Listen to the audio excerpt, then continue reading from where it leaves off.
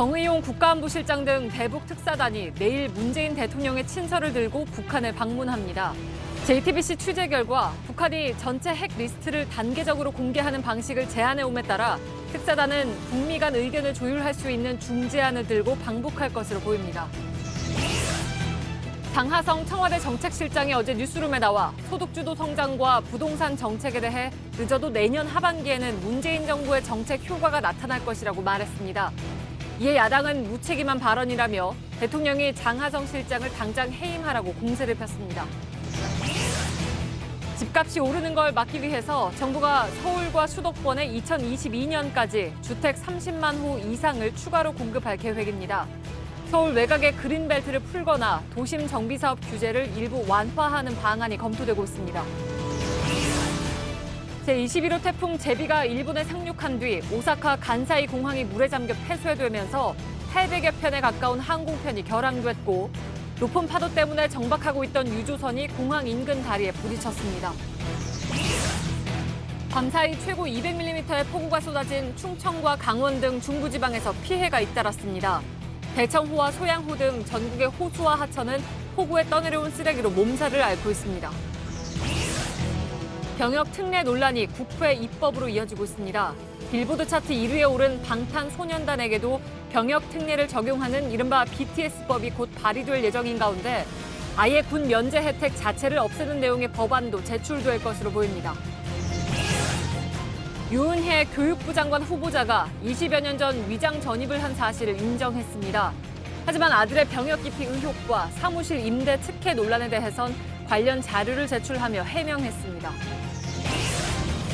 음주운전 사고 피해 차량입니다. 차문 하나는 완전히 찌그러졌고 뒷바퀴는 아예 날아가 버렸습니다. 특히 가을은 음주운전으로 인한 인명피해가 집중되는 시기입니다. 오늘 밀착 카메라는 음주운전 단속 현장과 그 위험성을 전해드립니다.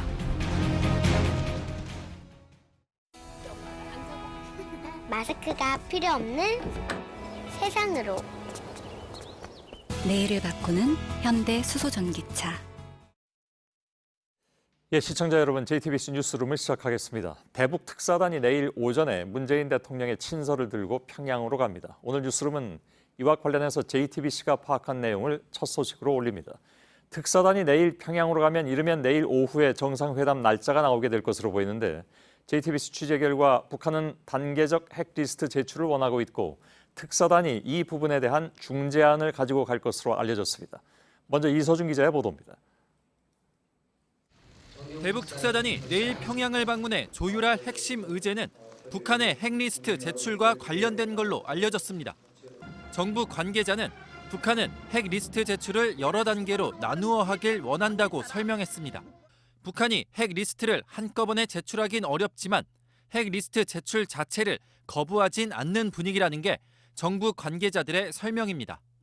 핵리스트 제출을 언제까지 할지 계획안을 내는 걸 한 단계로 이후 핵리스트 작성을 다시 여러 단계로 나누겠다는 게 북한의 입장이라는 겁니다. 제출 단계를 핵시설, 핵무기, 핵물질 등 종류별로 나누거나 보관된 지역별로 나누는 방안 등이 거론됩니다. 특사단은 이번 방북을 통해 북측이 생각하는 단계적 핵리스트 제출 계획 등을 들어보고 이후 미국과 추가적으로 논의한 뒤 이번 달 남북 정상회담에서 북측에 우리 측 중재안을 제시할 걸로 보입니다. JTBC 이서준입니다. 예, 대북 특사 관련 내용 청와대 취재 기자를 연결해서 좀 더 들어봐야 될 것 같습니다. 정재윤 기자 연결되어 있습니다. 자, 문 대통령의 친서 또 특사단이 들고 갈 북미 비핵화 중재안이 역시 관심거리인데 중재안에 어떤 내용이 들어가게 되는 겁니까? 네, 먼저 지금까지의 상황을 좀 정리를 해보면 북한은 미국이 요구하는 이 핵리스트 제출과 관련해서는 일괄 제출은 좀 어렵고 여러 단계를 거쳐서 순차적으로 이행하는 이런 안을 생각하고 있다고 합니다. 북한이 핵리스트 제출 자체에 부정적이지는 않으나 일단 미국이 지난 6월 싱가포르 선언 때 약속했던 이 종전선언과 관련해서 아직까지 이행을 하고 있지 않기 때문에 일괄 제출을 하기에는 아직 미국 미국에 대한 신뢰가 부족하다 이런 입장인 걸로 전해졌습니다. 때문에 우리 특사단은 핵리스트 제출에 대한 어떤 단계별 구상, 그러니까 결국은 미국이 수용할 만한 어떤 단계적 안을 계획해서 제시할 걸로 알려졌습니다. 또 그 안에 따라서 이루어질 종전선언 일정 등에 대해서도 우리 정부 나름의 이 중재안을 가지고 갈 걸로 보입니다. 예, 우리 정부가 중재안을 제시한다고는 하지만 사실 비핵화 부분은 북한과 미국이 협상하고 있는 그런 내용인데 북한이 과연 받을 것인가? 청와대 쪽에서는 이걸 어떻게 보고 있습니까? 네, 물론 그렇습니다. 이 말씀하신 대로 비핵화 부분은 북한과 미국이 당사자입니다. 그렇기 때문에 우리 정부가 단순히 생각하는 내용, 이런 부분을 제한할 수는 없습니다. 정부는 방북 직전까지도, 그러니까 오늘 밤 늦게까지도 미국과 긴밀하게 소통할 걸로 보입니다. 미국의 정확한 의중을 반영해서 이 조율을 거친 안을 북측에 전달을 하겠다는 겁니다. 미국도 종전선언의 무작정 부정적인 입장은 아닌 걸로 전해지고 있는데요. 그런 만큼 결국은 이 비핵화 해법, 그리고 종전선언을 연계하는 어떤 중재안이 통할 것이라는 게 청와대의 입장입니다. 예. 자, 만약에 북한이 우리 정부의 제안을 수용을 한다면 그걸 또 미국이 다 받아들일 것이냐 하는 것도 좀 따져봐야 될 문제고, 또 과거 전례를 보면 북한이 받아들이되 또 역제안을 할 수도 있는 그런 상황도 되는데 그 다음은 어떻게 될까요? 네, 물론 그럴 가능성도 충분합니다. 일단 미국은 현재 북한이 원하는 게 두 가지입니다. 핵 리스트 제출과 그리고 핵시설 사찰, 이렇게 크게 두 가지인데요. 우선 이 핵 리스트 제출의 경우에는 북한의 단계적 해법이 가시적이지 않고 명확하지 않는 안으로 다시 돌아온다면 미국이 수용하지 않을 가능성이 큽니다. 바꿔 말하면 이 단계가 명확하고 그리고 시간표가 분명하다면 미국이 받을 가능성도 있다는 분석이 나옵니다. 우리 특사단은 이런 점을 명확히 해서 이 북측에 잘 전달하고 설득할 걸로 보입니다. 예. 자, 남북 정상회담 일정 그리고 비핵화에 관한 중재안 말고 또 다른 걸 논의하는 게 있습니까? 짧게 전해주시죠. 네, 오늘 정의용 국가안보실장이 이 개성 연락사무소 개소와 관련해서도 이런 말을 했습니다. 특사단 방북 결과로 연락사무소 개소와 관련해 좋은 결과가 있길 기대한다, 이렇게 밝혔습니다. 또 하나는 이 남북관계 발전을 통해서 한반도 비핵화 협상 과정을 견인해 나가야 한다는 점을 강조를 했는데요. 그러면서 남북 사이에 있는 현안들에 대해서 진전된 논의를 통해 남북 정상회담 때 어떤 결과물로 내놓겠다, 이런 입장을 나타냈습니다. 예, 청와대에서 정재윤 기자가 전해드렸습니다. 자, 어제 뉴스룸에는 장하성 청와대 정책실장이 출연해서 소득주도 성장을 비롯한 문재인 정부의 경제정책 전반에 대한 입장을 밝혔습니다. 인터뷰의 파장이 꽤 있었습니다. 특히 정치권에선 갖가지 반응이 나왔는데 어제 장 실장은 소득주도 성장 보완을 위한 대책의 윤곽을 어느 정도 제시했죠. 그 내용을 먼저 허진 기자와 함께 짚어본 다음에 야당 입장도 전해드리겠습니다. 자, 허진 기자. 장하성 실장이 어제 인터뷰에서 소득주도 성장과 관련해서 여러 가지 보완책을 설명을 했습니다. 어려움을 겪고 있는 영세 자영업자를 위한 지원 대책이라든가. 우선 그것부터 좀 풀어볼까요? 네, 이 장하성 실장은 영세 자영업자의 경우 이렇게 사장이라고 불리기는 하지만 실제로는 고용된 노동자와 형편이 크게 다르지 않기 때문에 건강보험, 국민연금 등 이른바 4대 보험을 지원하는 방안을 적극 검토하고 있다고 밝혔습니다. 예.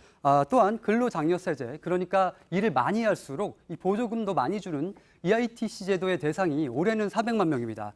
내년에 그런데 이 대상을 700만 명으로 늘리게 되면 여기에 영세 자영업자가 많이 포함될 수 있다고 장 실장은 말했습니다. 예, 장 실장이 부동산 시장 문제도 언급을 했습니다. 특히 이 부분에 여러 가지 얘기가 나왔고 또 오늘 크게 뉴스화되기도 했습니다. 투기 수요를 딱 발라내겠다, 이런 표현도 나왔었고요. 더불어민주당 이해찬 대표가 투기 수요 억제와 공급을 늘려야 한다는 얘기를 동시에 했는데 같은 취지의 얘기를 장 실장도 한 바가 있습니다. 네, 이 장 실장은 공급을 늘리되 이 과거처럼 대단지 아파트를 공급하는 방식은 아니라고 밝혔습니다. 예. 이 장 실장은 이 서울을 포함해 이 수도권에 이 공급을 늘리는 걸 고려하고 있다며 실제 생활하기 편리한 역세권 같은 곳에 이 소규모로 공급하는 걸 고려하고 있다고 밝혔습니다. 요새 젊은 직장인이 선호하는 직주근접, 이걸 고려하겠다는 건데요. 예.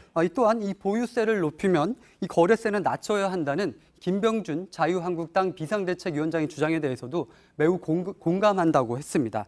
또한 공시가격 문제도 인상을 하되 이 구와 동 단위로 하는 게 아니라 이 개별 아파트 단지별로 이 좁혀서 투기 소유를 억제하겠다고 했습니다. 이 핀셋을 넘어서 이 바늘로 찌르는 식으로 규제를 하겠다는 겁니다. 예.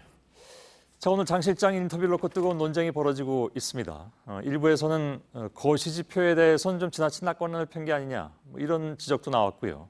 그건 어떤 내용입니까? 네, 이 장 실장은 소비 지표가 좋다고 말을 했는데 이 한국은행이 오늘 2분기 국민소득 통계를 발표를 했습니다. 그런데 지난 1분기와 비교를 해서 민간 소비는 0.3%가 증가를 했습니다. 그런데 2016년 4분기 이후에 가장 부진한 숫자였습니다. 예. 정부 소비 증가율도 0.3%로 2015년 1분기 이후에 최저치였습니다. 예, 소비 지표가 좋다고만 볼 수는 없는 뭐 여러 가지 또 다른 지표도 있겠습니다만 그리고 낙관적으로만 볼 수 있는 상황은 아닌 것 같군요. 지금까지 허진 기자였습니다. 장하성 정책실장이 여러 정책 변화를 시사했지만 결국 야당이 협조하지 않으면 추진되기 어려운 측면들도 있습니다. 청와대 입장에서는 그래서 이른바 협치가 절실한 그런 상황인데 그러나 오늘 자유한국당은 어제 JTBC 뉴스룸 인터뷰 내용을 거론하면서 장 실장을 당장 해임하라고 비난 수위를 높였습니다. 박유미 기자입니다. 자유한국당은 장하성 정책실장을 겨냥해 비난을 쏟아냈습니다.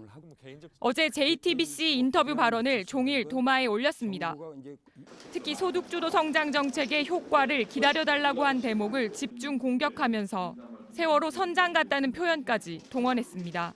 아니 도대체 세월호 선장 같은 소리만 하는 이 장하성 실장이 경제 모르는 대통령을 벌거벗은 임금님으로 만들고 있는 거다. 장 실장이 지난해 최저임금 인상률이 생각했던 것보다 높아 깜짝 놀랐다고 한 데 대해선 무책임하다며 목소리를 높였습니다. 그런 무책임한 발언을 어제 TV 뉴스에 나와서 하는 걸 보고 정말 자격 없는 장하성 실장은 당장 대통령이 해임시켜야 한다고 주장합니다. 이런 가운데 이해찬 더불어민주당 대표는 국회 연설을 통해 문재인 정부의 포용적 성장 정책을 강조하며 협치를 요청했습니다. 그동안 국회는 당대표 간 협치가 실종된 상태였습니다. 앞으로 5당 대표 회동이 정리화된다면 국회는 국민을 위해서 더 봉사하고 더 큰 희망을 드리게 될 것입니다. 그러나 경제정책의 방향을 바꾸라는 야당의 기세에 당분간 협치를 기대하기는 쉽지 않아 보입니다. JTBC 박유미입니다. 장하성 정책실장은 어제 수도권의 주택 공급을 늘릴 방안을 추석 전에 발표하겠다고 예고했습니다. 이것이 그냥 나온 얘기는 아닌데요. 지난달에 국토부가 30만 호를 추가 공급하겠다는 계획을 내놨는데 그 규모나 내용이 확대될 가능성이 커졌습니다. 당정은 서울 인근에 있는 그린벨트 일부를 풀거나 도심 규제를 완화해서 택지를 마련하는 방안 등을 검토하고 있습니다. 이현 기자입니다. 정부가 추석 전에 공급 확대 방안을 서둘러 발표하려는 건 실수요자들의 불안을 달래기 위해서입니다. 더 오르기 전에 사야 되는 것 아니냐는 심리가 확산하는 걸 막지 않으면 가을 이사철 집값 상승세가 꺾이기 힘들다는 판단에서입니다. 우선 이달 중순 일부 신규 택지를 확정해 공개할 예정입니다. 이를 위해 서울 내 개발 제한 구역 그린벨트를 풀거나 국공유지, 유휴지를 택지로 활용하고 도심 역세권의 상업 준주거 지역에서 주거 비율 제한을 풀어주는 방법이 거론되고 있습니다. 공공주택뿐 아니라 민간주택 분양도 포함될 전망입니다. 하지만 서울 시내엔 개발이 가능한 땅이 거의 없고 재건축, 재개발 규제 완화는 고려 대상도 아니라서 사실상 서울 주변부 그린벨트를 중심으로 신규 택지가 확보될 가능성이 큽니다. 앞서 지난달 말 국토교통부는 2022년까지 서울과 수도권에 30만 호를 추가로 공급할 계획이라고 밝혔습니다. 하지만 집값 오름세가 꺾이지 않는 데다 강도 높은 대책을 요구하는 여권 내 목소리도 잇따르고 있어 전체 공급 규모는 늘어날 가능성이 큽니다. JTBC 이현입니다. 태풍 제비는 일본 열도를 강타하고 있습니다. 그 위력이 어마어마합니다. 25년 만에 맞는 가장 강력한 태풍이라던 일본 기상청의 예보 그대로 열도 곳곳이 마비 지경입니다. 오사카 간사이 국제공항은 침수돼서 전면 폐쇄됐습니다. 김준영 기자입니다. 무게 2,600톤에 달하는 유조선이 강한 바람에 휩쓸려 다리에 부딪힙니다. 거센 파도가 배를 연거푸 밀치면서 다리도 심하게 파였습니다. 붕괴 위험에 다리는 긴급 폐쇄 조치됐습니다. 다리와 이어지는 간사이 국제공항은 물바다가 됐습니다. 오후 3시부터 공항 운영이 중단돼 현재 항공기 800여 편이 결항했습니다. 승객 등 공항 이용객들도 공항에서 나가지 못하는 상황입니다. 오사카와 나리타, 나고야를 오가는 대한항공 18편도 오늘 결항했습니다. 21호 태풍 제비는 오늘 낮 12시쯤 시속 65km 속도로 일본에 상륙했습니다. 순간 최대 풍속 초속 60m에 이르는 강풍과 시간당 50mm 이상의 세찬비를 뿌리며 북북동쪽으로 이동 중입니다. 신칸센과 제레산 일부 노선도 운항을 중단했고 일부 자동차 공장들도 문을 닫았습니다. 태풍의 길목인 오사카와 교토 등 간사이 지방 24만 세대의 전력 공급이 끊겼습니다. 시코쿠와 긴키 등 서일본 지역 약 110만 명의 피난 권고도 내려졌습니다. JTBC 김준영입니다. 예, 이렇게 국가 기관 시설뿐만이 아닙니다. 유명 테마파크도 문을 닫았고 강한 바람 때문에 대관람차가 스스로 돌아가기까지 했습니다. 전철 역사 지붕도 무너져 내렸고 달리던 트럭도 도로 한복판에서 넘어지는 등 피해가 잇따랐습니다. 인명피해 상황도 속속 확인되고 있습니다. 이지은 기자입니다. 공장 지붕이 갑자기 공중으로 날아가 바닥에 박힙니다. 유치원 지붕도 강풍에 날아갔습니다. 보트는 맥없이 흔들립니다. 불어난 물에 강한 바람까지 더해졌기 때문입니다. 태풍 때문에 운행을 멈췄던 높이 100m의 회전 관람차는 강한 바람에 스스로 돌아갑니다. 교토역 천장의 유리창이 모두 깨지며 3명이 다쳤습니다. 시내 길가 곳곳엔 도로 표지판이 떨어져 나뒹굴었고 가로수도 뽑혔습니다. 태풍이 도심을 관통하면서 주택과 상업지역 가리지 않고 피해가 속출했습니다. 상점 지붕은 길가로 떨어지기 직전입니다. 강한 바람이 편의점 벽에 날아가 주변에 서 있던 차와 주택에 부딪히기도 했습니다. 트럭이 다리 난간에 아슬아슬하게 매달려 있고 강한 바람에 힘없이 넘어지기도 했습니다. 유명 테마파크인 유니버셜 스튜디오 재팬도 문을 닫았습니다. 에이메현 등 대부분 학교들은 임시 휴교했습니다. 오늘 하루 태풍으로 일본에서 최소 2명이 숨지고 97명이 다쳤습니다. JTBC 이지은입니다. 25년 만에 가장 강력하다는 태풍 제비의 위력을 보셨습니다. 일본 사회는 태풍 솔릭과 시마론에 이어서 열흘 만에 들이닥친 제비의 피해 상황에 큰 충격을 받고 있습니다. 도쿄 잠깐 연결하겠습니다. 윤서령 특파원이 나와 있습니다. 자, 비보다도 강풍에 의한 피해가 굉장히 큰 것 같다고 보여지는군요. 네, 태풍 제비는 상륙할 당시에 중심 기압이 935 헥토파스칼로 앞서 통과했던 솔릭이나 시마론보다 세력이 강했습니다. 특히 이동 속도가 시속 50에서 60km에 달했기 때문에 이동 속도가 빠른 만큼 바람의 세기도 더 세졌다는 것이 일본 기상청의 설명입니다. 유조선이 교각에 충돌했던 간사이 공항 주변엔 오늘 낮에 최대 순간 풍속이 58.1m에 달했습니다. 오사카에서 약 500km 떨어진 이 도쿄 전역에도 오늘 회오리 주의보가 발령이 됐습니다. 제가 오늘 오후 3, 4시쯤에 취재를 나갔었는데요. 이 차량 안에서도 흔들림이 느껴지고 또 강풍 때문에 가만히 서 있기도 힘든 정도였습니다. 예. 자, 태풍 제비는 2달 전에 200명 넘는 사망자를 낸 집중호우 지역을 지났습니다. 피해가 커지진 않을지 우려된다죠? 네, NHK 방송 집계에 따르면 오후 8시 현재 사망자는 2명, 그리고 부상자는 126명으로 늘어났습니다. 특히 강풍에 의한 피해가 컸기 때문에 부상자 숫자도 빠르게 늘어나고 있는 것으로 보여집니다. 지붕에서 작업 중이던 남성이 바람 때문에 떨어져서 숨졌고 강풍에 차문이 닫혀서 손을 크게 다쳤다는 부상자도 있었습니다. 태풍의 진로가 2달 전 호우 피해로 220명 넘는 사망자를 냈던 서일본 지역을 일부 지나기 때문에 하천 범람이나 토사 붕괴로 인한 추가 피해도 배제할 수 없는 상황입니다. 예, 예보상으로 보면 일본 열도를 쭉 훑고 지나가는 것처럼 느껴졌는데 실제로 그렇습니까? 지금 도쿄 쪽은 피해가 없습니까? 네, 현재 태풍 제비는 도쿄에서 약간 서북쪽 에서 위치를 하고 있습니다. 이시카와 현을 지나서 동해상으로 향하고 있는 중입니다. 도쿄 인근 시즈오카 현에는 시간당 120mm의 폭우가 내리는 등 비 피해도 이어지고 있습니다. 제가 있는 도쿄에도 비는 내리지 않고 있지만 강풍으로 인해서 신칸센 등 열차 피해가 일부 발생하고 있고 항공편은 하루 종일 결항이 이어지고 있습니다. 내일 저녁까지 나고야 지역에는 최대 300mm, 지역에 따라서는 시간당 80mm의 국지적 호우도 예상되고 있어서 긴장을 늦출 수 없는 상황입니다. 아베 총리는 오늘 예정된 일정을 모두 취소하고 비상재해대책회의를 주재하면서 비상체제를 이어가고 있습니다. 예, 윤서령 특파원이었습니다. 지난 밤에도 충청과 강원, 경북을 중심으로 해서 최고 200mm에 가까운 폭우가 쏟아졌습니다. 태풍 제비와는 상관없는 폭우였는데 피해가 만만치가 않습니다. 과거 수해가 났던 곳에서는 똑같은 악몽이 반복됐습니다. 조승현 기자입니다. 경사면에서 흘러내린 5톤가량의 흙과 돌이 주차되어 있던 차량을 덮쳤습니다. 충북 청주의 한 공원 근처로 지난해 여름 집중호우 때 똑같이 토사가 유출돼 응급복구가 이뤄진 곳입니다.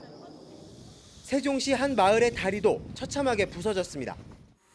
다리 상판 하나가 이렇게 통째로 깨끗이 떨어져 내렸습니다.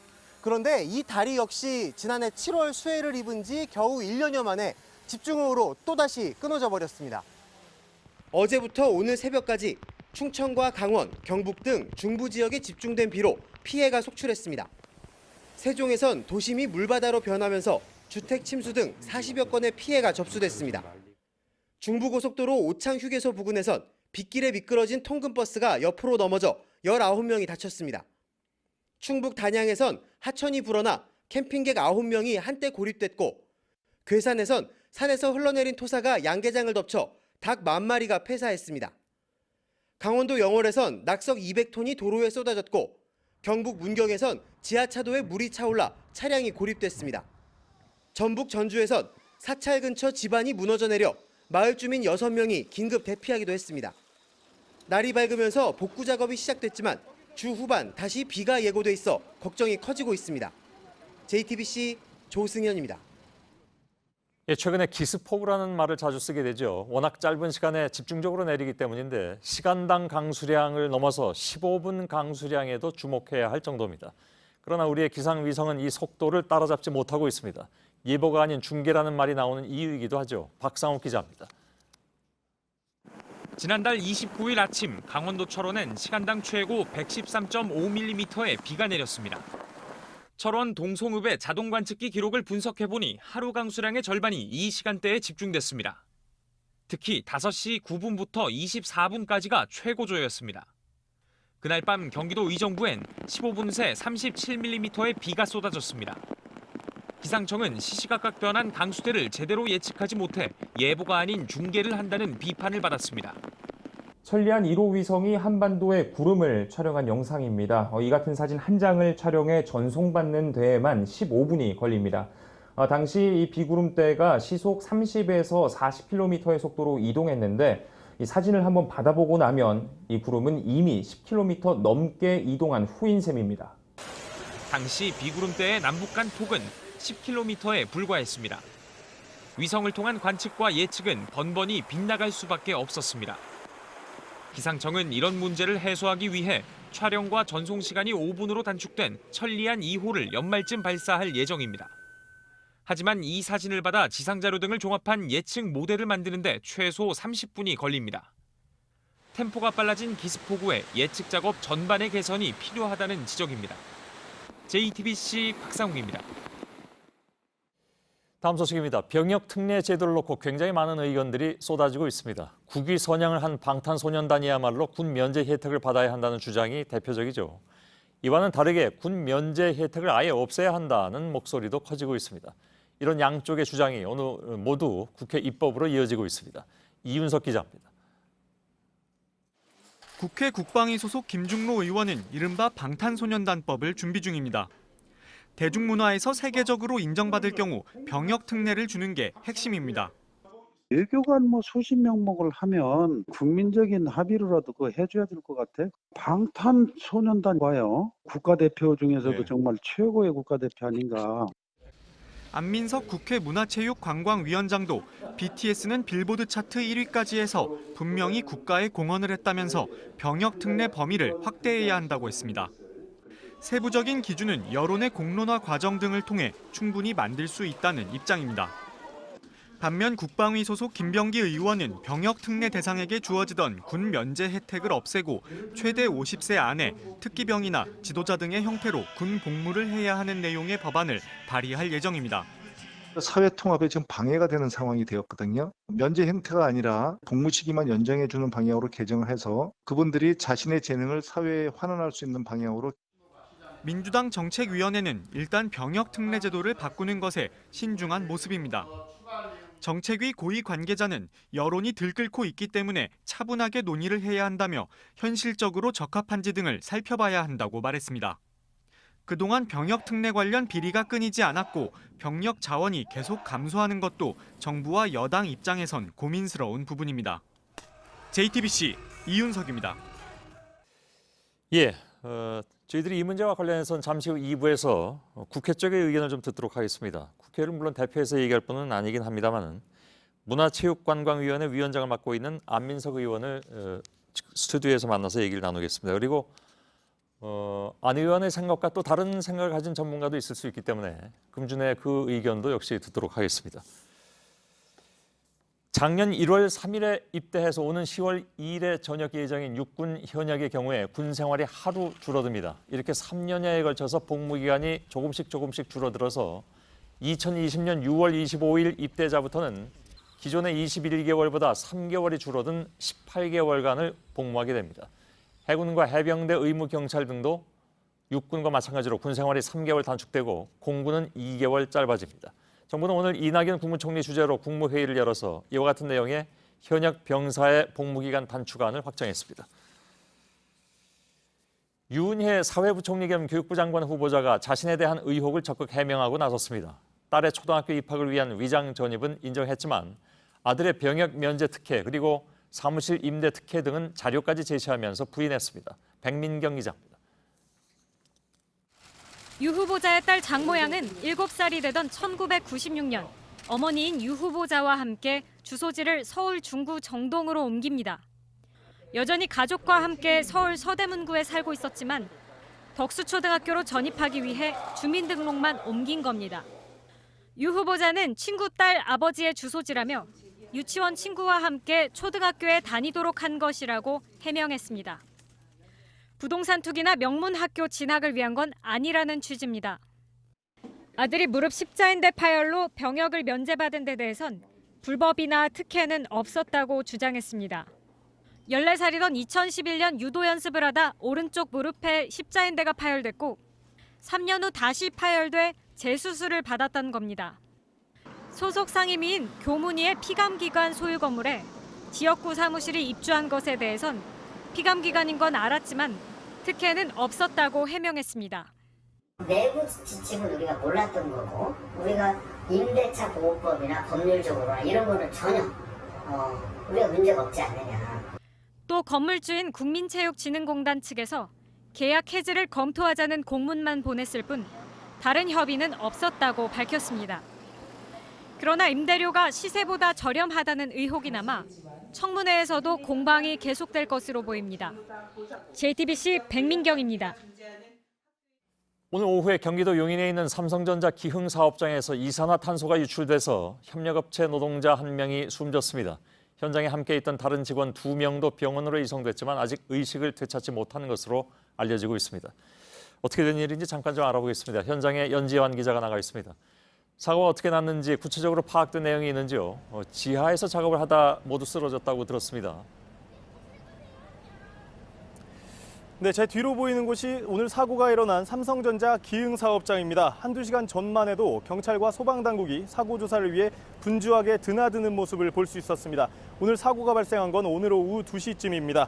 공장 지하 1층에서 이산화탄소가 유출돼 확인해봤더니 노동자 3명이 쓰러져 있던 겁니다. 세 사람은 근처 동탄 성심병원으로 옮겨졌지만 24살 이모 씨는 결국 숨졌고 다른 남성 2명은 현재 의식을 찾지 못하고 있습니다. 예, 어떤 일을 하고 있었습니까 그때? 네, 피해자들은 모두 삼성전자 협력업체 노동자들입니다. 사고가 난 지하 1층은 화재가 났을 때 불을 끄기 위해 필요한 이산화탄소를 보관하는 탱크가 있는 곳입니다. 피해자들은 이곳에서 화재 감지기를 교체하는 작업을 하고 있었고 갑자기 배관이 터지면서 이산화탄소가 유출된 것으로 경찰은 파악하고 있습니다. 예. 자, 삼성전자 반도체 공장. 여기서 이런 사고가 난 게 이번이 처음이 아니라면서요? 네, 이곳에서 차로 20분 거리인 삼성전자 수원 사업장에서도 지난 2014년 이산화탄소 유출로 협력업체 노동자 1명이 사망한 바 있습니다. 당시엔 소방시설이 잘못 작동돼 사고가 난 것으로 파악됐습니다. 오늘 사고의 경우 아직 정확한 사고 원인이 조사되진 않았지만 경찰은 장비 오작동 여부를 조사하고 있습니다. 삼성전자 측은 이번 사고에 대해 협력사 직원들과 가족께 깊은 위로의 말씀을 전한다며 사고 조사에 성실히 협조하겠다고 밝혔습니다. 예. 연지반 기자였습니다. 양승태 대법원장 시절에 법원 행정처가 전국 각 법원에 공보비로 쓰라고 내려보낸 나랏돈 3억 5천만 원을 빼돌려서 비자금처럼 쓴 정황이 새롭게 드러났습니다. 각 법원의 직원들이 이 돈을 여러 차례 나누어서 인출한 뒤 서울 서초동의 행정처를 직접 방문해 건넸습니다. 사법농단을 수사하는 검찰이 대법원의 조직적인 예산 횡령으로 수사를 확대하고 있습니다. 이가혁 기자입니다. 검찰은 양승태 대법원장 시절인 지난 2015년 상반기 법원행정처가 전국 법원을 동원해 비자금을 조성한 정황을 최근 행정처 내부 문건을 통해 확인했습니다. 당시 전국 법원엔 공보관실 운영 예산이 배정됐습니다. 대법원 요구로 2015년 신설된 예산이었습니다. 각 법원은 이 돈을 실제 사용한 것처럼 허위로 증빙 서류까지 꾸미고 빼돌렸다는 게 검찰 판단입니다. 이 돈은 법원 행정처로 상납됐고 총 3억 5천만 원에 이르는 것으로 파악됐습니다. 이 돈은 행정처 예산 담당관실에 금고에 보관됐습니다. 검찰은 양승태 전 대법원장을 비롯한 당시 사법부 고위 인사들이 상고 법원 도입을 위한 홍보활동과 고위 법관 격려금 등에 돈을 사용한 것으로 보고 있습니다. 또 양 전 대법원장이 전국의 법원장을 불러 모은 회의에서도 이 비자금으로 마련한 격려금을 지급한 정황도 포착하고 수사를 확대하고 있습니다. JTBC 이가혁입니다. 사법농단 수사에 대한 속도가 붙으면서 법원 내부 개혁에 대한 목소리도 커집니다. 판사들의 대표기구인 전국법관대표회의가 실시한 조사 결과를 저희가 입수했습니다. 수시로 논란이 되는 영장 전담 판사와 대형 부패 수사를 맡는 재판부의 재판장에 대한 임명 방식을 바꿔야 한다는 요구가 많았습니다. 이 조사 결과는 김명수 대법원장에게 전달될 예정입니다. 판사를 임명하는 방식에 어떤 변화가 있을지 주목됩니다. 강현석 기자입니다. 범죄 단서를 찾기 위한 압수수색이나 피의자에 대한 구속은 영장 전담 판사의 판단에 따라 좌우됩니다. 최근 검찰의 사법농단 수사에선 영장 전담 판사들이 압수수색 영장의 90%를 기각하며 논란이 끊이지 않고 있습니다. 그런데 JTBC가 입수한 전국 법관대표회의 설문조사 결과에 따르면 응답 판사 1,588명의 90%가 영장 전담 판사와 형사합의부 재판장 임명 방식을 투명하게 바꿔야 한다고 답했습니다. 또 판사 본인이 희망하거나 추천을 받은 일정 배수의 법관 중에서 무작위로 재판장을 고르자는데 응답자의 절반가량이 동의했습니다. 그동안 대법원장이 자신의 뜻에 부합하는 판사들에게 해당 자리를 맡겨왔다는 뒷말이 많았는데 이를 차단하자는 뜻으로 풀이됩니다. 또 사법행정의 주축인 법원장도 각 법원에 소속된 판사들이 뽑자는 의견이 다수를 이뤘습니다. 최근 상설 조직으로 탈바꿈한 법관 대표회의는 이 같은 설문 결과를 토대로 오는 10일 인사 개선 방안을 의결하고 김명수 대법원장에게 건의할 예정입니다. JTBC 강현석입니다. 임대료가 올라서 장사를 접은 족발 가게 사장이 건물주를 망치로 때린 사건, 이른바 궁중 족발 사건에 대한 국민참여 재판이 오늘 열렸습니다. 이 사건으로 상가 계약 기간을 늘리는 방안이 추진됐지만 개정안은 아직도 국회를 통과하지 못하고 있습니다. 여성국 기자입니다.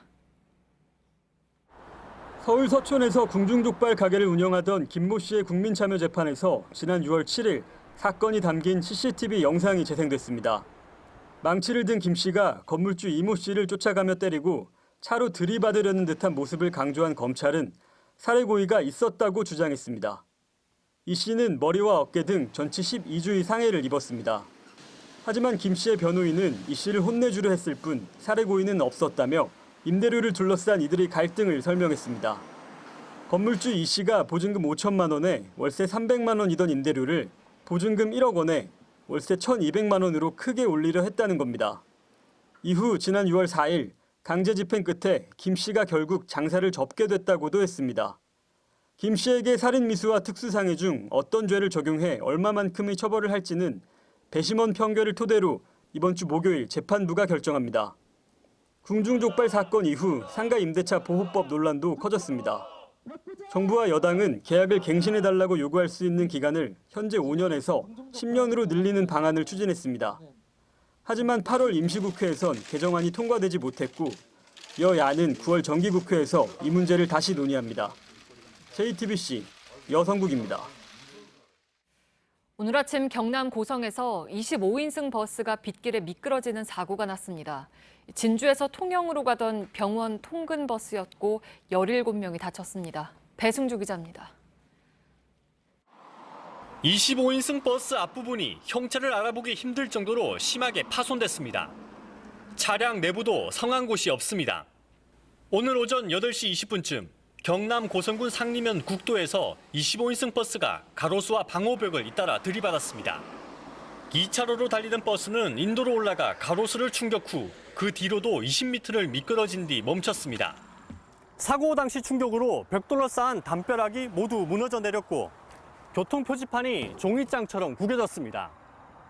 1차 가로수를 충격하고 시계 방향으로 회전하면서 약 20m 정도 전방으로 더 진행타가.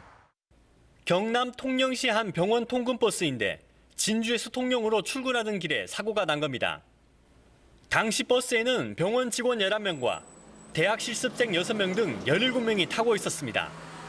통영에는 간호대학교 없고 또 간호사 요 구인하기가 힘든 부분이 있어서 진주에서 출퇴근용으로. 사고는 버스가 빗길에 미끄러지면서 발생한 것으로 추정됩니다. 시야가 아주 안 좋았어요. 비가 많이 왔어요. 비가 많이 왔어요. 이 사고로 운전기사 65살 김모 씨를 포함해 4명이 중상을 입었고 나머지 13명도 다쳐 병원에서 치료를 받고 있습니다. JTBC 배승주입니다. 집중호우가 내린 뒤 전국의 호수와 하천이 쓰레기로 몸살을 앓고 있습니다. 대청호와 소양호에 거대한 쓰레기 섬이 만들어졌습니다. 그런데 쓰레기를 치우려고 쳐둔 그물망을 누군가가 훼손하는 일까지 벌어졌습니다. 이정엽 기자입니다. 충청권 450만 명의 식수원인 대청호입니다. 호수 한가운데 거대한 쓰레기섬이 만들어졌습니다. 최근 계속된 집중호우로 상류에서 떠밀려온 쓰레기가 이곳에서 모여 엉켜붙은 겁니다. 대청호에만 15,000세제곱미터가 넘습니다. 대부분이 나뭇가지나 풀이지만 플라스틱과 스티로폼 등 생활 쓰레기도 적지 않습니다. 이 쓰레기를 수거하는 데만 최소 2주일이 걸릴 것으로 한국수자원공사는 보고 있습니다. 하지만 계획대로 될지 불투명한 상황입니다. 쓰레기를 모아놓은 그물망을 누군가가 훼손해 애써 모은 쓰레기가 다시 호수 전역으로 퍼져나갔기 때문입니다. 국내 최대의 인공호수인 소양호에도 호수 한가운데 거대한 쓰레기섬이 생겼습니다. 중장비를 동원해 쓰레기를 퍼나르고 있지만 좀처럼 줄지 않습니다. 이처럼 전국의 호수를 뒤덮고 있는 쓰레기 등 부유물이 5만 세제곱미터가 넘습니다. 문제는 시간입니다. 이런 부유물은 20일이 지나면 가라앉습니다. 그 안에 건져내면 다행이지만 물밑에 가라앉으면 식수원을 위협하는 오염물질이 될 수밖에 없습니다. 수자원공사는 보름 안에 쓰레기를 모두 건져 올릴 계획인데 수거 비용만 수십억 원으로 추산되고 있습니다. JTBC 이정엽입니다. 모두가 허리띠를 졸라맸던 오락거리 하나 변변치 않았던 그 시절 프로레슬링은 어른아이 할 것 없이 최고의 즐거움이었죠. 박치기왕 김일의 수제자로 40년 넘게 링 위를 떠나지 않았던 프로레슬러 이왕표 선수가 오늘 64세 나이로 세상을 떠났습니다. 강나현 기자입니다. 김일의 박치기 한 방에 흑백 TV 앞에 모여 웃고 울던 그 시절.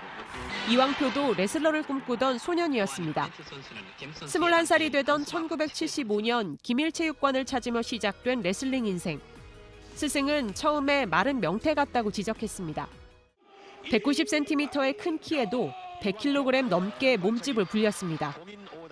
거구였지만 돌려차기와 날아차기를 하던 레슬러. 몸은 날렵했습니다. 사람들은 나는 표범이라 불렀습니다. 스승 기밀, 그리고 역도산과 레슬링 전성시대의 끝자락을 함께했습니다. 그러나 1980년대부터 사그라들던 프로레슬링. 각본에 따라 짜고 한다는 논란과 싸워야 했습니다.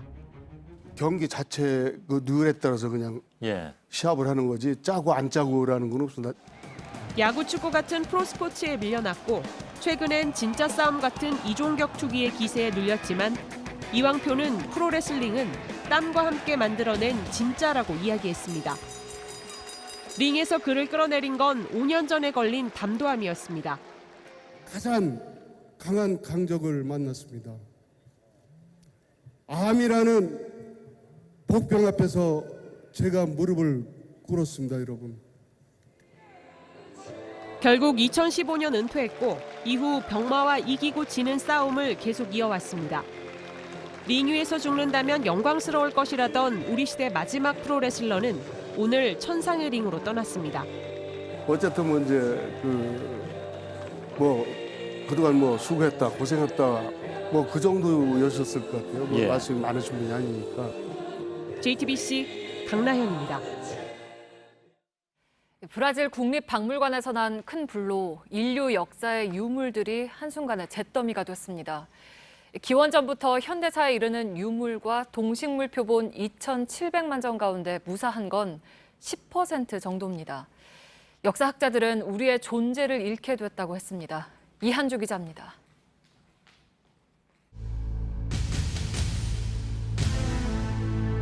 우리는 우리의 존재를 잃어버리게 됐다. 브라질 국립박물관 화재에 대한 역사학자들의 탄식입니다. 박물관 건물은 인류 역사의 보고였습니다. 세 계층으로 이루어진 건물은 고대사와 현대사, 기원전 등 시대별로 나눠 역사의 기록을 전시했습니다. 고대사 2층 전시관에서 불타버린 12,000년 전의 루지아의 유골은 박물관을 대표하는 유물이었습니다. 아메리카 대륙에서 발견된 가장 오래된 유골로 최초의 브라질인으로 불렸습니다. 박물관 입구를 장식했던 5.2톤의 대형 운석도 검게 그을렸습니다. 포르투갈로부터 독립을 선언한 동페드로 1세가 가져온 로마 제국 폼페이의 프레스코 벽화와 기원전 750년의 이집트 미라도 화재를 피하지 못했습니다. 박물관에서 보관 중이던 유물 2천만 점과 동물 표본 650만 점, 식물 50만 종 가운데 무사한 것은 10%에 불과하다고 브라질 언론은 보도했습니다. 분노한 브라질 국민은 속속 박물관 앞으로 모여들고 있습니다. 현장 확인을 요구하며 내부 진입을 시도하다 최루가스로 진압을 시도하는 경찰과 충돌도 이어지고 있습니다. Como a gente entender com palavras que a gente perdeu. E hoje a gente está aqui para se despedir desse. 화재 원인 조사가 진행 중인 가운데 박물관 내벽과 지붕 부분의 붕괴 가능성도 제기됐습니다. 박물관 측은 지난해 정부 지원 예산이 9천만 원에 불과해 클라우드 펀딩 등으로 근근히 전시를 해왔다고 했습니다. 200년 된 박물관 참사는 지난 수년간 브라질 정치권의 부패에 따른 경제 몰락과 가난한 정부를 상징하는 은유다. AP통신 등 외신은 악화하는 브라질 여론을 이렇게 전했습니다. JTBC 이한주입니다. 육군이 비무장지대 군사분계선 남쪽의 지뢰 지대를 조사한 결과 여의도 면적의 40배가 넘는 것으로 추정했습니다. 전방사단 10여 개 공병대대를 모두 투입해도 제거하는 데 약 200년이 걸린다고 육군이 설명했습니다. 이와 관련해서 무인 지뢰 제거 장비와 드론을 활용한 제거 기술이 도입돼야 한다는 주장도 나왔습니다. 손님을 의자로 때리고 넘어뜨려 숨지게 한 음식점 주인에 대해서 경찰이 구속영장을 신청했습니다. 어젯밤 10시쯤 전북 전주시 완상구의 한 음식점에서 주인 61살 김모 씨가 손님 57살 장모 씨를 의자로 때리고 밀어 넘어뜨렸습니다. 장 씨는 넘어지며 머리를 바닥에 부딪혔고 병원으로 옮겨졌지만 끝내 숨졌습니다. 김 씨는 경찰 조사에서 영업이 끝났는데도 장 씨가 담배를 피우고 술을 요구하며 행패를 부려 이 같은 범행을 저질렀다고 진술했습니다. 검은색 차량이 경찰차를 피해 달아나다 사고를 일으킵니다. 미국 ABC 방송은 텍사스에서 아기를 태우고 시속 160km로 질주한 20대 여성이 체포됐다고 보도했습니다. 이 여성은 위험물을 소지한 혐의로 체포될 위기에 처하자 갑자기 차량을 몰고 질주했습니다. 경기도가 3년을 연구한 끝에 개발한 운전자 없는 자율주행차 제로 셔틀이 국내에서 처음으로 일반 도로를 달렸습니다. 11인승의 미니버스는 10월까지 경기도 성남 판교 제2테크노밸리 입구에서 지하철 신분당선 판교역까지 5.5km 구간을 시속 25km로 하루 4차례 운행합니다. 시민들은 오는 11월부터 탈 수 있습니다.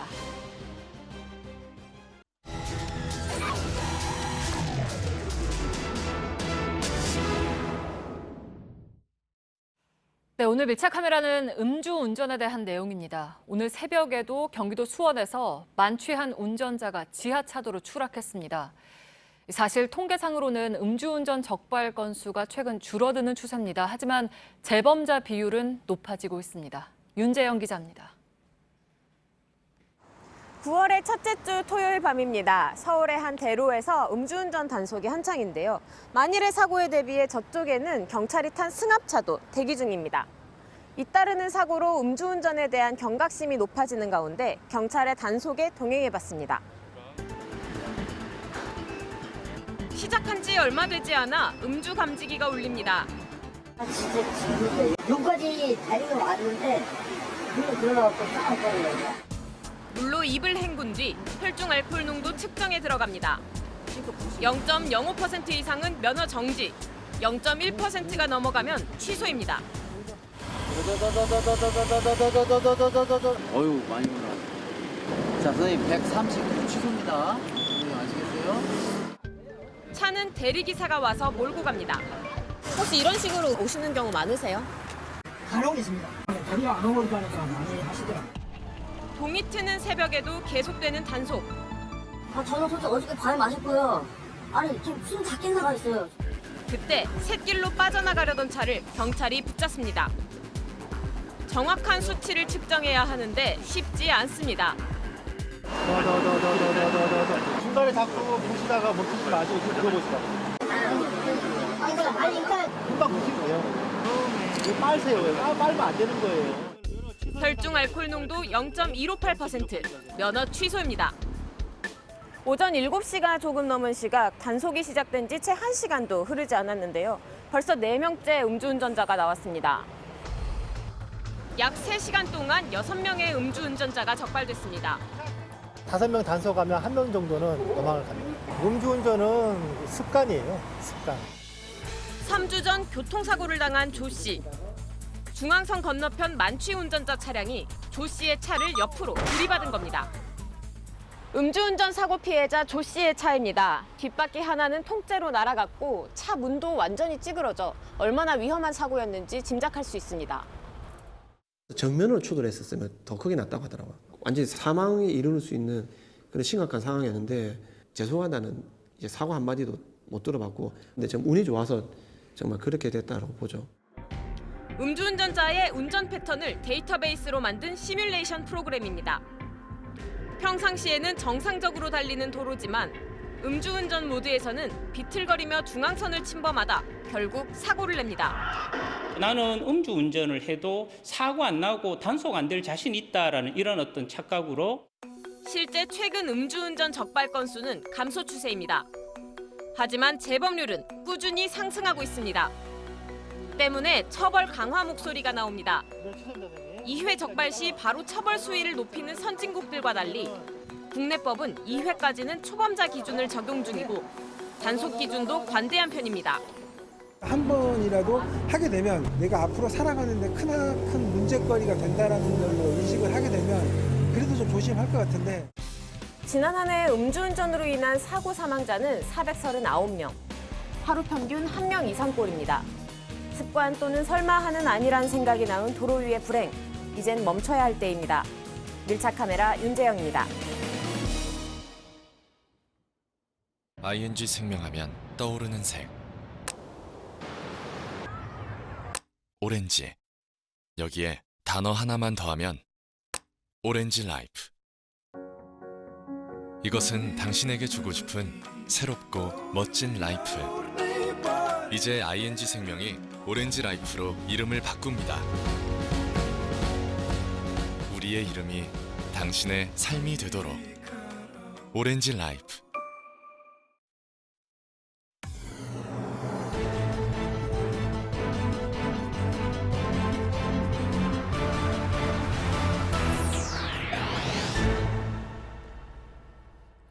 뉴스룸 앵커 브리핑을 시작하겠습니다. 좁은 사각의 링, 그 안에는 마치 동물의 왕국과도 같은 세상사가 모두 담겨 있었습니다. 둘 중에 한 사람이 나가 떨어지는 순간까지 뒤엉켜 싸우는 사각의 링은 종종 반칙이 난무하기도 했지만 그들은 맨몸과 맨주먹으로 서로를 상대했기에 사람들은 손에 땀을 쥐고 경기를 지켜봤습니다. 송강호 주연의 영화 반치광에서도 나약한 은행원이었던 주인공은 사각의 링 위에서 세상사에 억눌렸던 일상을 판타지로 극복해갑니다.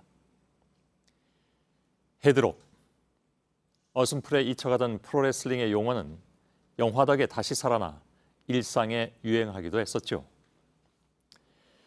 실제로 지난 1960년대와 70년대를 풍미한 프로레슬링은 단순한 스포츠 이상의 의미로 한국 사회에 존재했습니다. 역도산이 일제강점기 이후에 우리의 민족적 자긍심을 회복시켜 주었다면 프로레슬링 1세대인 김일, 장영철, 천규덕은 좁은 사각의 링 안에서 몸을 던지고 또 던져 식민지와 전쟁을 겪어낸 한국인들의 상실감을 채워주곤 했으니까요. 거구의 미국 선수들은 물론이고 단골 적수인 일본 선수들을 상대로 김일의 박치기, 장영철의 두발 당수, 천규덕의 태권도는 그렇게 스포츠의 사회학을 완성해냈습니다. 동네 한 대뿐인 텔레비전 앞에 모여 저 같은 꼬마들조차도 끝모를 애국심에 불타오르던 시절. 프로레슬링은 쇼다.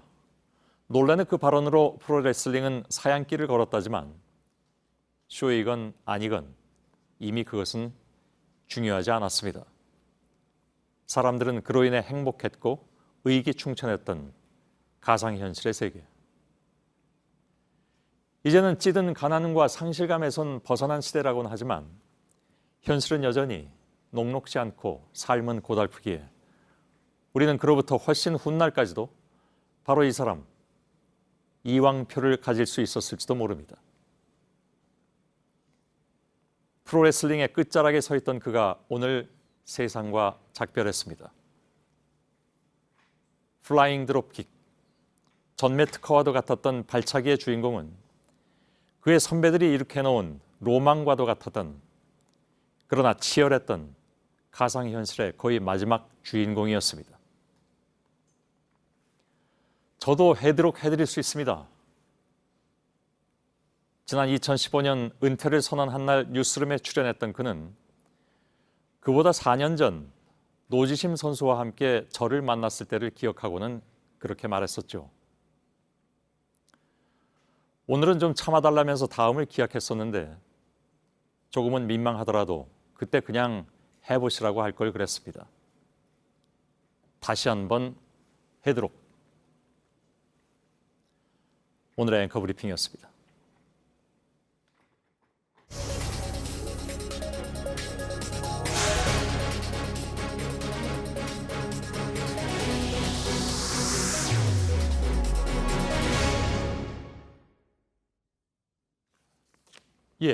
스포츠 선수들에 대한 병역 특례, 이게 큰 대회 때마다 벌어지는 굉장히 오래된 해묵은 논쟁인데 방탄소년단이 빌보드 차트 정상을 또 차지하면서 이런 논란이 또 불거졌습니다. 손흥민은 되고 왜 방탄소년단은 안 되느냐 이런 질문이죠. 이게 오락가락해온 고무줄 기준이 논란을 부추겼다는 지적까지 나오면서 지금 병무청이 제도 개선 검토를 언급한 상태입니다. 법을 만드는 국회 입장은 뭔지 잠깐 좀 들어보도록 하겠습니다. 오늘 안민석 문화체육관광위원회 위원장께서 나와주셨습니다. 어서 오십시오. 오랜만입니다. 네, 반갑습니다. 이 일로 뵙게 될 줄은 몰랐는데 아무튼 상황이 그렇게 됐습니다. 이게 좀 여러 가지 합의를 좀 통해서 BTS도 해줘야 되는 게 아니냐 이런 얘기가 당장 나왔고 뭐 그 이유는 아까 말씀드린 대로 좀 여러 가지가 있습니다. 안민석 의원의 생각은 우선 어떠십니까? 저는 방탄소년단을 병력 특례 해주자는 그런 입장은 아니고요. 예. 단지 이 체육인 순수 예술인들은 특례 대상이 되는데 예. 대중 예술인들은 되지 않는 것에 대한 형평성의 문제를 BTS 한 사례로 제기하는 그렇죠. 것이고요. 여기서 뭐 BTS를 딱 찍어서 얘기하자는 건 그럼요. 아니니까. 예. 예. 저의 기본적인 입장은 이 국방의 의무는 어느 누구에도 예외일 수가 없다. 예. 그게 첫 번째고 두 번째는 이 병력 특례 제도가 45년 전에 만들어진 겁니다. 예. 유신 시대에 만들어진 이 제도가 이 시대가 바뀌었는데 또 평화 시대가 됐는데 예. 이 제도를 전면적으로 재검토할 필요가 있다. 그런 입장이고요. 예. 세 번째로 예외를 인정할 경우에는 형평성과 공정성을 철저하게 지켜야 된다. 예. 네, 그런 뭐 입장적으로 어려운 문제긴 합니다. 네. 예. 근데 지금 말씀을 들어보면 이제 그 딱 일목요연하게 잡히진 않습니다. 아, 그렇습니까? 예. 이게 워낙 이 복잡하고 예. 이 스포츠에서도 단체 종목이 있고 개인 종목이 있고 또 종목마다 이게 특성이 다 틀리고요. 그렇죠. 그다음에 예술 쪽에서도 다양한 장르가 있기 때문에 예.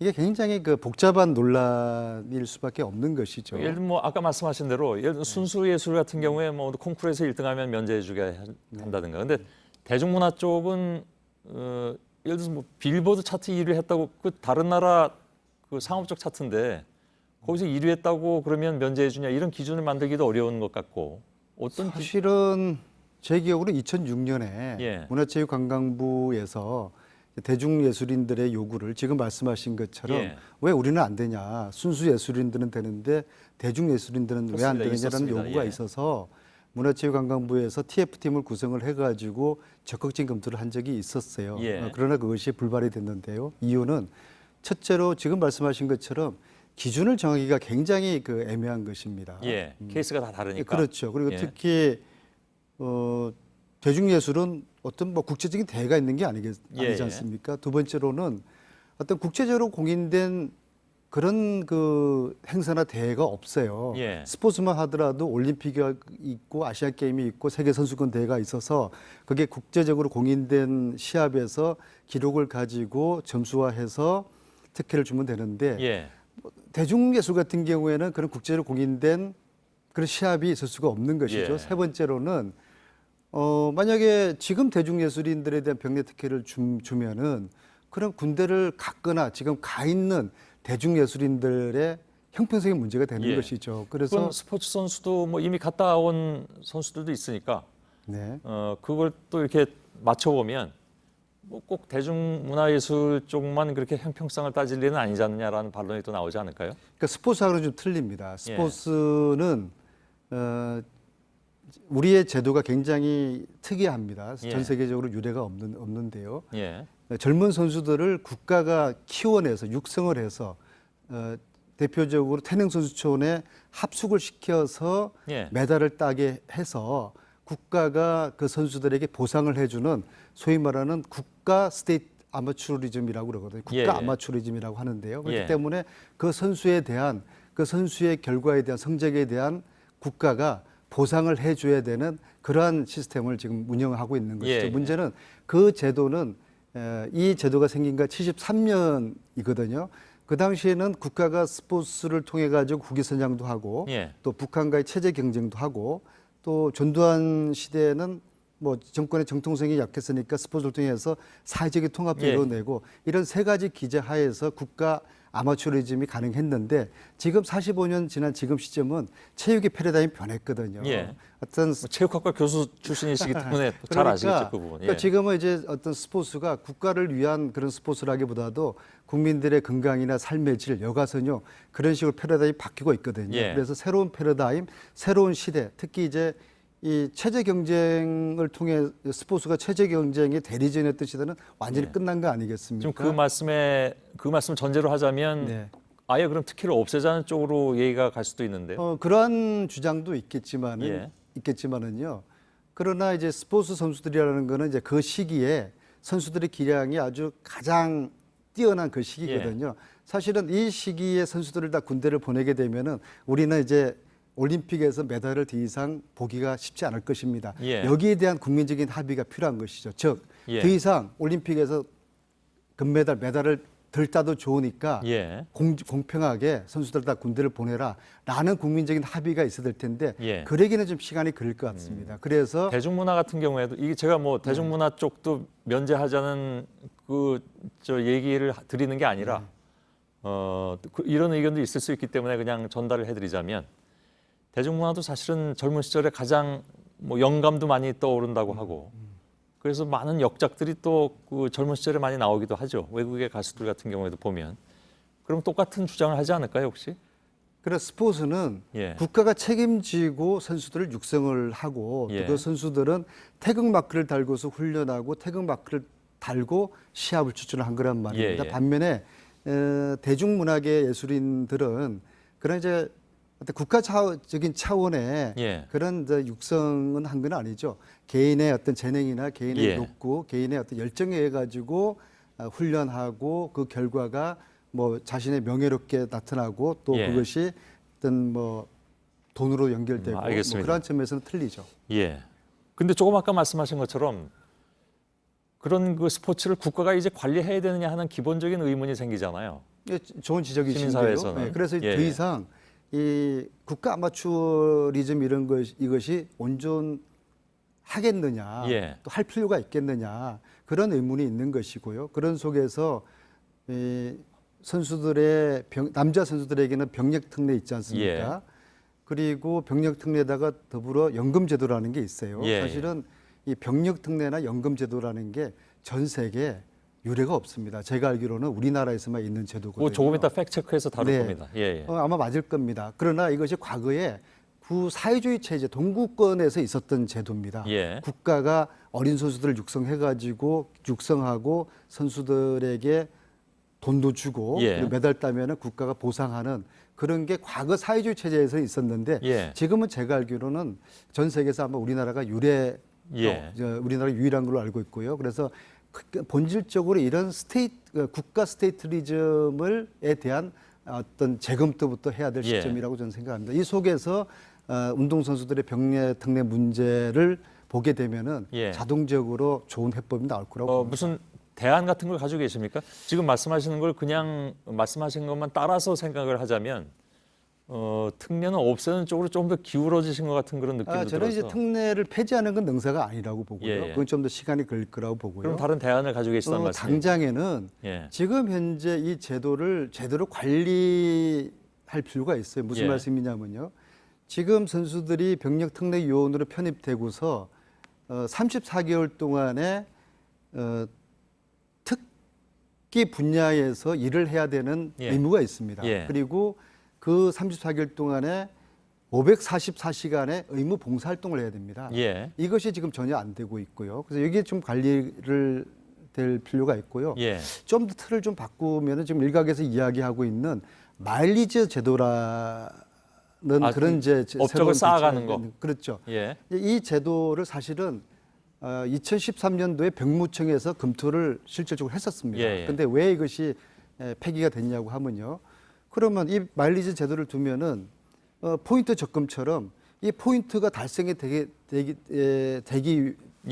되는 것은 선수들 입장에서 무엇보다도 군대를 피하기 위해서 열심히 마일리지를 쌓겠죠.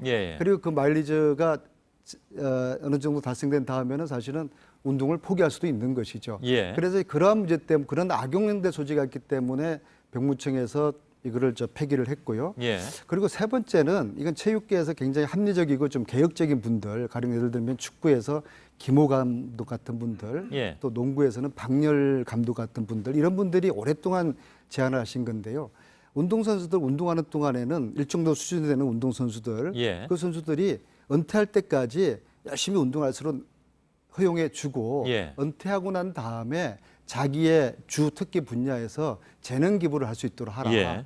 단지 그 기간을 현역 복무 기간의 2배 정도를 해 주는 예. 그런 제안을 하셨거든요. 그래서 이거 또 뭐 생각에 따라서는 또 반론이 많이 나올 수 있는 그런 내용이기도 합니다. 그러니까 은퇴 시기를 그럼 언제로 봐야 되느냐 하는 문제. 그건 또 종목마다 틀린데요. 이제 그러게요. 원론적인 차원에서 말씀드리면요. 그러나 예. 이제 은퇴 시기는 박지성 선수 같은 경우는 30살 넘어서까지 했고요. 그렇죠. 아마 손흥민 선수도 그럴 것 같고요. 그게 예. 이제 종목마다 틀리고 선수마다 틀린데 예. 그것은 나이를 지금 가령 김병기 의원이 주장하는 것은 그런 허용을 50세까지 하자는 거거든요. 50세는 좀 과하다 할지라도 예. 보통 은 30대 중반까지 마지노선으로 설정하면 될 것 같습니다. 예. 이것을 적극적으로 검토해야 되는 이유는 체육계에서 동의 없이는 이 개선 제도가 성공할 수가 없습니다. 예를 예. 들어서 올림픽 메달리스트들이 예를 들어서 올림픽 다 반납한다든지 이런 사태가 생길 수가 있는 것이거든요. 왜냐하면 자기들은 국가가 요구해서 국가를 위해서 봉사를 했는데 예. 지금 와서 국가가 자기들에게 주어진 혜택을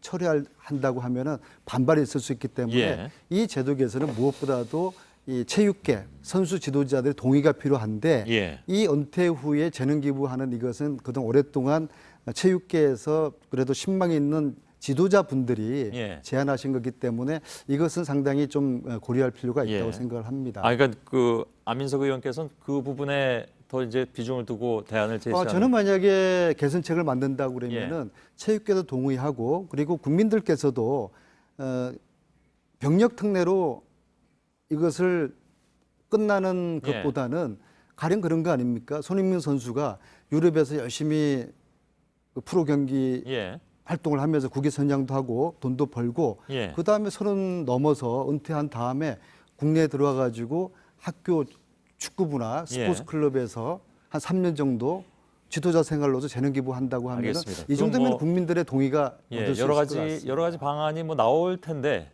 그죠? 뭐 여러 가지 입법안도 이미 나왔다고 하니까 물론 거기에는 아까도 말씀드린 대로 완전 폐지도 들어가 있습니다. 네. 사실은 제가 얼마 전에 기사 제목을 보고 깜짝 놀랐던 적이 있습니다. 그러니까 그때 아마 월드컵 기간 동안이었나 그런데 어느 선수를 이렇게 놓고 군대 가서 나라 지키기에는 아까운 인재 이렇게 제목이 나와서 제가 굉장히 놀랐던 기억이 있습니다. 이렇게 생각할 수 있는 것인가? 군대 가면 인재가 아닌가 뭐 이런 생각까지 들 정도였는데 그만큼 아주 논쟁적인 사안이어서 끊임없이 지난 45년 동안 논쟁이 되어 왔고요. 근데 이번에는 어차피 크게 논란이 됐고 국회까지 이렇게 넘어갔으니까 뭔가 좀 대안을 마련해 주시길 바라고요. 아까 말씀하신 그 대안이 어느 정도 설득력이 있는지 제가 뭐 감히 말씀드리기는 좀 어려워서 포함해서 합리적인 개선 방안을 이번에는 좀 마무리를 해야 될 때가 된 것 같습니다. 알겠습니다. 자, 오늘 안민석 의원님 모시고 잠깐 얘기했는데 제가 아까 잠깐 예고도 해드렸습니다만 또 다른 의견을 가지신 분들도 있을 수 있기 때문에 금주내로 가능하면 모시고 또 얘기 나누도록 하겠습니다. 참고로 좀 삼아주시기 바라겠습니다. 고맙습니다. 네, 감사합니다.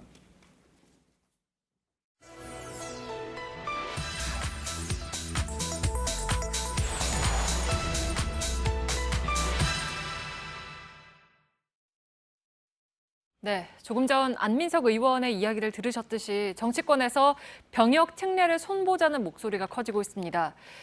그렇다면 징병제를 택한 다른 나라들은 어떤 제도를 가지고 있을까요? 저희가 확인을 해보니까 국방부나 병무청은 해외 사례를 파악하고 있지 않다고 답했습니다. 그래서 팩트체크팀이 주요국의 대사관을 통해서 병역 특례 여부를 하나씩 확인을 했습니다. 앞으로의 논의에 참고가 될 수 있을 것 같습니다. 오대영 기자 설명을 해주실까요? 네, OECD는 37개 회원국으로 구성이 돼 있습니다. 네. 이 중에서 징병제를 쓰고 있는 나라, 노르웨이, 핀란드, 스웨덴, 스위스, 이스라엘, 터키 등이고 우리나라를 포함하면 13개 나라입니다. 우리와 같거나 비슷한 방식으로 병역 면제 혜택을 주는 나라는 없었습니다. 국위 선양을 예외로 인정하지 않는 겁니다. 네, 그러니까 국위 선양이 아니면 혹시 다른 이유나 다른 방식으로 운동선수에게 면제 혜택을 주는 나라가 있습니까? 거의 찾아보기 어렵습니다. 면제 또는 부분적으로 혜택을 주는 유형을 3가지로 나눠서 설명을 드리겠습니다. 네. 먼저 돈을 내고 군대에 가지 않는 제도를 갖고 있는 나라입니다. 터키는 페이 밀리터리 서비스라는 제도가 있습니다. 2015년부터 시작이 됐는데 18,000리라, 현재 가치로 약 300만 원을 내면 완전히 면제가 됩니다. 이 제도는 운동선수에만 해당되지 않습니다. 모든 징병 대상자가 신청을 할 수 있고 정부의 심사를 거쳐서 결정이 됩니다. 시중은행에서 이 자금을 빌려주는 대출 상품까지 등장을 했습니다. 그리스도 만 35세까지 군에 다녀오지 않을 경우에 8,505유로, 우리 돈으로 약 1,100만 원을 내면 기초 훈련만 받고 면제가 됩니다. 이 역시 운동선수만을 위한 제도가 아닙니다. 다만 올림픽 종목에 한해서 뛰어난 자질이 있는 선수는 심사를 해서 체육훈련소 소속으로 대체 복무를 하도록 혜택을 주고 있습니다. 네, 근데 돈을 내고 군대 안 간다는 거는 사실 우리로서는 정서적으로 좀 받아들이기 어려운 사례인 것 같은데. 그렇습니다. 근데 이제 일부 언론 보도를 보면 독일이 과거에 분데스리가 선수에게 그 연봉의 30%를 내게 하고 군대를 면제해줬다라는 보도가 있던데요. 맞습니까? 네, 그건 사실이 아니었습니다. 저희가 주 독일 대사관과 또 독일 축구 리그에 확인한 결과 병역세처럼 연봉의 일부를 내는 제도는 없었습니다. 일부 언론의 오보로 잘못 알려진 내용입니다. I think that's not right. I think that's a rumor. That the player pay money, keep the military service in Germany. I never heard it before, so I don't know where you have this information from. 네. 다음은 어떤 유형입니까? 네, 운동선수가 비전투 부대에서 일할 수 있도록 혜택을 주는 방식인데요. 핀란드와 이스라엘 등이 여기에 해당됩니다. 핀란드는 군사 스포츠 학교를 두고 있습니다. 운동선수뿐만 아니라 e스포츠 선수도 심사를 거쳐서 복무를 할 수 있겠습니다. 이스라엘은 체육부대에서 대체 복무를 하는 제도가 있습니다. 이스라엘 축구 스타인 요시 베나윤이 대표적인 사례입니다. 이 밖에도 노르웨이의 경우에는 장기간 동안 입대를 연장하는 그런 혜택을 주는 사례도 있습니다. 네, 그러면 OECD 회원국은 아니지만 대만은 어떤가요? 이번 올림픽 때 대만 야구대표팀도 우승을 하면 군대를 안 간다라는 보도가 있었잖아요. 그런 보도가 꽤 있었습니다. 하지만 대만은 올해 1월 1일자로 징병제를 폐지했습니다. 네. 따라서 그런 보도는 사실이 아닙니다. 대만은 지난해까지 우리와 비슷한 병역 특례가 있었습니다. 국제대회에서 수상을 하면 혜택을 줬습니다. 하지만 모병제로 바뀌면서 이 제도는 완전히 사라졌습니다.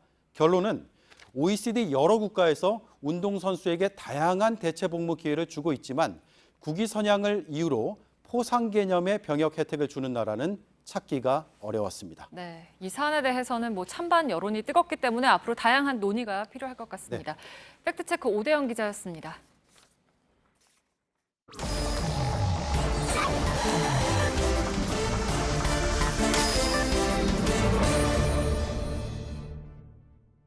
비하인드 뉴스를 시작하겠습니다. 박성태 기자. 예. 첫 번째 키워드 열어보죠. 첫 키워드는 화가 난 아미로 잡았습니다. 아미? 예. 군대 아미요?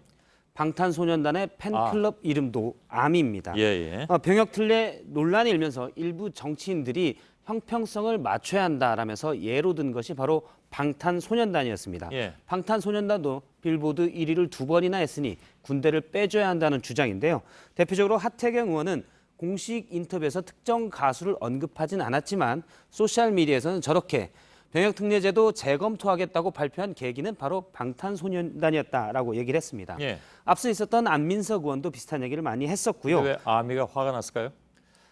기사에 방탄소년단도 군대를 빼줘야 된다는 일부 정치인들의 주장이 기사에 나오자 방탄소년단이 무슨 금메달을 땄느냐, 특혜다라는 일부 댓글들이 있었습니다. 예. 그러자 방탄소년단이 이제 의도치 않게 비판을 받게 되자 방탄소년단의 팬클럽인 아미가 화가 난 겁니다.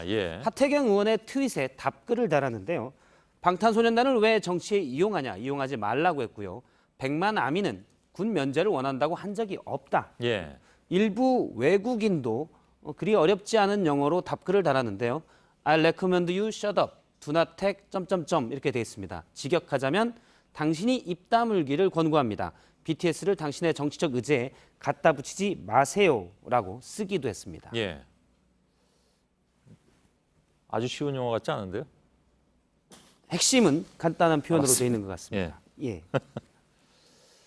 방탄소년단이 군대 빼달라고 한 적은 물론 없습니다, 그죠? 예, 그렇습니다. 그런 적도 없는데 왜 갑자기 논란의 대상이 돼버렸으니까 예. 팬 여러분들이 화가 날 만도 하겠군요. 그렇습니다. 그런데 앞서 얘기했듯이 방탄소년단의 팬클럽 이름은 ARMY, 암입니다. 늘 곁에서 지켜준다는 군대, 지켜주는 군대라는 의미도 있고 예. 영어로 저렇게 해서 젊음의 청춘의 사랑스러운 대표자라는 영어의 약자도 됩니다. 예. 회원이 오늘 뭐 영어가 많이 나오네요. 예, 예. adorable representative 뭐 이렇게 돼 있습니다. 예. 예, 아미의 팬클럽 회원수가 100만이 넘는데 일부 정치인들이 얘기했다가 죄송합니다. 웃음이 나옵니까? 그 본인이 저 연수도 갔다 오신 걸로 알고 있습니다. 아무튼 예. 계속하죠. 100만 군대의 반발을 샀습니다. 예, 좀 쉬었다 할까요? 아니 괜찮습니다. 예, 괜찮습니까? 예. 예. 두 번째 키워드를 빨리 넘어가는 게 도와드리는 것 같습니다. 예, 두 번째 키워드는 거시기 손학규로 잡았습니다. 예. 거시기 하면 그 전라도 사투리 거시기. 그렇습니다. 예. 손학규 바른미래당 대표가 오늘 기자들과 만나서 판문점 선언 비준에 적극적인 입장을 밝혔습니다. 예. 직접 들어보겠습니다. 선언의 비준 문제도 우리가 적극적으로 나서야 된다는 생각인데 다만 그렇게 그 전체적인 국제적인 관계도 있고 해서 이것을 너무 조급하게 서두르지는 않았으면 좋겠습니다. 예. 예, 손학규 대표는 지난 2일 당대표로 선출된 뒤에도 유럽의 다당제 하에서는 연립정부가 정치적으로 안정돼 있다라고 얘기를 해서 민주당과의 연정을 하려는 것 아니냐라는 해석을 낳기도 했습니다. 예. 하지만 당내 반발을 불러일으키기도 했는데요. 오늘 지상욱 의원은 공식적으로 보도자료를 내고 손학규 대표가 얘기한 판문점 선언의 비준 협조에 동의를 못한다고 손학규 대표의 그 돌출 발언에 대해 다른 당 지도부가 명확한 입장을 표해달라라고 얘기했습니다. 그래서 제가 다른 당 지도부인 이준석 최고위원에게 당 분위기가 실제 어떻냐고 물어보니까 손 대표가 연립정부나 판문점 선언 비준 등을 언급했지만 다른 지도부의 생각은 다르다라고 얘기했습니다. 예. 실제 바른미래당 전당대회 과정에서 경선 중에 손 대표가 DJP 연합을 언급하기도 해서 혹시 민주당과 연대를 꾀하려는 것 아니냐 이런 생각들이 있다는 것이 당내의 해석이라는 분위기입니다. 예. 두 당이 합쳐가지고 아무튼 바른미래당이 됐는데 예. 정체성 논란은 뭐 계속되고 있는 것 같습니다. 그렇습니다. 아무래도 당대표 얘기이기 때문에 무게감이 좀 다르지 않겠냐라는 해석도 있지만 예. 지난 2일 전당대회에서 손 대표의 득표율은 27%였습니다. 바른정당 출신인 하태경, 이준석 최고위원의 득표율을 합치면 42%가 넘기 때문에 예. 사실 차이가 납니다. 그래서 손 대표가 연정이든 또는 민주평화당과의 연대 등 다양한 시도를 꾀하려 하더라도 득표율만 놓고 보면 쉽지 않을 것이다라는 얘기도 있고요. 아주 큰 차이는 안 나서. 그렇습니다. 예. 당내 설득이 먼저다라는 얘기가 나오는데 이런 점 등을 감안해서 손 대표와 친한 박지원 민주평화당 의원은 어제 한 라디오 인터뷰에서 손학규 대표가 바른미래당 대표로 나와서 갖은 수모를 겪으면서 2등과의 표 차이가 5%포인트밖에 차이가 안 나니까 제가 조금 기분이 거시기하다라고 얘기를 했습니다. 예. 사실 손 대표의 정계 복귀 또 예전 국민의당 시절 같이 안철수 후보를 돕자고 설득했던 사람이 바로 박지원 의원입니다. 예. 그렇게 정계에 복귀하고 이모저모 설득했는데 바른미래당 대표 득표율도 낮아서 좀 거시기하다는 표현이었습니다. 예. 알았습니다. 대략 한 500가지의 뜻을 가지고 있다는 거시기. 그러니까 거시기의 뜻은 항상 명쾌하게 단정하기가 쉽지는 않습니다. 예. 알았습니다. 세 번째 키워드 열어볼까요? 세 번째 키워드는 침묵의 MB로 잡았습니다. 뭐 재판 얘기입니까? 그렇습니다. 오늘 예. 재판이 있었는데요. 검사가 이명박 이제 피고인입니다. 오늘 재판에서 검사가 물었습니다. 전 재산 환원을 약속하면서 공식 입장은 사저에 재산이 없다는 것인데 그러면 형 이상은에게 돈을 빌렸다고 했었는데 이건 어떻게 갚으려고 했냐라고 물으니까 아무 대답이 없었고요. 검사가 계속 질문을 이어갑니다. 삼성 측이 선의로 했다고 했는데 입장을 들은 바가 있냐? 역시 아무 대답이 없었습니다. 예. 검사는 계속 질문했고 이명박 전 대통령은 계속 답을 하지 않자 판사가 진술 거부 의사가 명확한 것 같은데 여기까지만 질문하는 게 어떻겠냐라고 검사에게 제안을 했습니다. 예. 그러나 검사는 공식 공판 조서에 질문을 했는데 대답을 안 했다는 기록이 남는 것이 중요하기 때문에 그렇죠. 예. 계속 질문을 하겠다. 라고 얘기하고 약 50분간 질문을 계속했는데 이명박 전 대통령은 한 번도 질문 대답을 하지 않았고 진술 거부권을 행사하겠다고 말하지도 않았습니다. 그럼 대답을 계속 안 하게 되면 어떻게 되는 건가요? 피고인은 신문에서 질문에 답하지 않을 권리가 있습니다. 반면 검사도 피고인에게 계속 질문할 권리가 있는데요. 공판 중심주의에서는 아무래도 재판에서 어떤 일이 있었는지를 기록하는 게 중요하기 때문에 조서에는 이 질문을 했는데 답하지 않았다라는 것이 기록이 됩니다. 이 부분은 나중에 판사가 판결을 내릴 때 심증적 부분에서 영향을 끼칠 수도 있다고 합니다. 한편 이명박 전 대통령의 측근인 이재호 전 의원은 오늘 재판을 보고 페이스북에 글을 올렸는데요. 검사의 주장이 다 추정이다. 이명박 전 대통령은 무죄니까 사법 정의를 위해서는 이제 풀어줘라라고 요구하기도 했습니다. 알았습니다. 박성태 기자였습니다. 수고했습니다. 네, 내일 대체로 맑은 가운데 낮 최고 기온이 30도를 넘지 않는 곳이 많겠습니다. 저희들은 내일도 최선을 다하겠습니다. 여러분 고맙습니다.